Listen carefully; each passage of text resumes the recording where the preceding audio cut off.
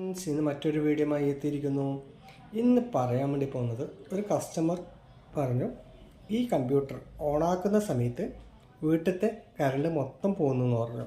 അതായത് CPU ഓണാക്കുന്ന സമയത്ത് നമ്മൾ പ്ലഗ് തന്നെ, അതായത് UPS പ്ലഗ് ഓണാക്കുന്ന സമയത്ത് മൊത്തം വീട്ടിലത്തെ കറണ്ട് പോകുന്നു എന്ന് പറഞ്ഞു. അപ്പോൾ ആ PC നമുക്ക് കിട്ടിയിട്ടുണ്ട്. നമുക്കൊന്ന് ചെക്ക് ചെയ്യാം. നമുക്ക് ഇനി അതിപ്പം കമ്പ്യൂട്ടറിൽ കണക്ട് ചെയ്തിട്ട് നമുക്ക് പവർ ഒന്ന് ഓണാക്കാം. കണ്ട, കറണ്ട് പോയി.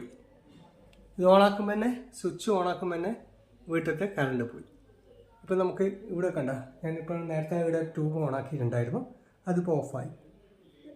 അതുകൂടാതെ വേറൊന്നും, നമ്മൾ മൊത്തം കറണ്ട് പോയിട്ടുണ്ട്. അതിപ്പം നമുക്ക് നമ്മളെ ബ്രേക്കർ ഓഫായി നോക്കാം. ബ്രേക്കറും ഓഫാകുന്നതാണ്. ബ്രേക്കറും ഓഫായിട്ടുണ്ട്. ഇനിയിപ്പോൾ നമ്മൾക്ക് ഇവിടെ ഓഫ് ചെയ്യാം.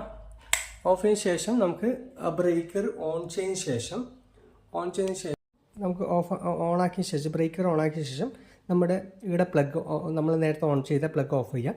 അതിനുശേഷം ഈ കേബിളിലെ കമ്പ്യൂട്ടറിൻ്റെ പിറകിലത്തെ ഈ കേബിൾ ഡിസ്കണക്ട് ചെയ്യാം. ഡിസ്കണക്ട് ചെയ്തതിന് ശേഷം നമ്മൾ പ്ലഗ് ഓൺ ചെയ്യുന്നു. ഓൺ ചെയ്തിട്ടാകുമ്പോൾ നമ്മളെ മോണിറ്റർ വർക്ക് ചെയ്യുന്നുണ്ട്. അപ്പം മോണിറ്ററിൻ്റെ പ്രശ്നമല്ല, സിസ്റ്റത്തിൻ്റെയാണ് പ്രശ്നം. സിസ്റ്റത്തിൻ്റെ പവർ സപ്ലൈൻ്റെ പ്രശ്നമാകാനാണ് കൂടുതൽ ചാൻസ്. അപ്പം നമുക്കൊന്ന് പവർ സപ്ലൈ മാറ്റിയിട്ട് നോക്കാം, കാണിച്ചാൽ നിങ്ങൾക്ക്.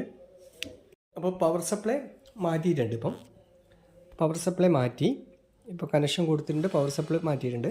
ഇനി നമുക്കൊന്ന് സിസ്റ്റം ഒന്ന് ഓണാക്കി നോക്കാം. ഞാൻ കണക്ട് ചെയ്തു. നമുക്ക് ഇവിടെ ഓൺ ചെയ്തു. ഇനി നമുക്കൊന്ന് കമ്പ്യൂട്ടർ ഒന്ന് ഓൺ ചെയ്ത് നോക്കാം.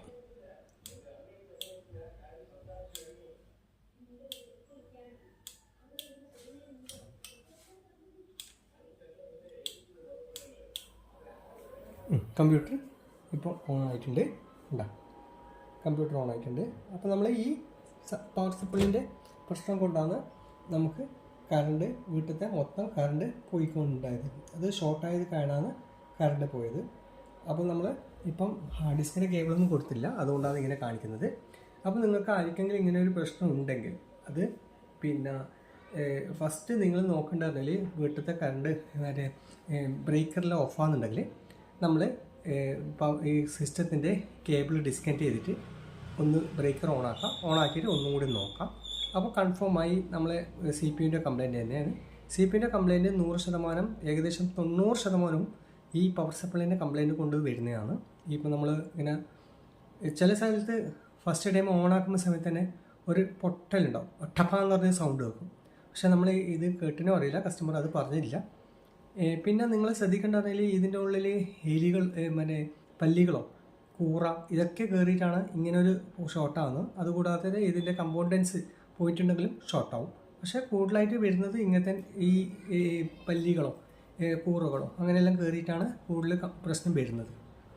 അപ്പോൾ നിങ്ങൾക്ക് ഇങ്ങനൊരു പ്രശ്നം ഉണ്ടെങ്കിൽ നിങ്ങൾ ഫസ്റ്റ് ടൈമിൽ ഇങ്ങനെയാണെന്ന് ഞാൻ ഇപ്പം ചെക്ക് ചെയ്ത പോലെയാണ് ചെക്ക് ചെയ്യേണ്ടത്. പിന്നെ നിങ്ങൾക്ക് അറിയുന്നുണ്ടെങ്കിൽ SMPS മാറ്റാം, ഇല്ലെങ്കിൽ സർവീസ് എഞ്ചിനീയറിനെ വിളിച്ചിട്ട് അത് മാറ്റിയാൽ മതി. ഓക്കെ, അപ്പോൾ നിങ്ങൾക്ക് ഈ വീഡിയോ ഇഷ്ടപ്പെട്ടെന്ന് തോന്നുന്നു. മറ്റൊരു വീഡിയോയുമായി നാളെ എത്തും. Okay, by.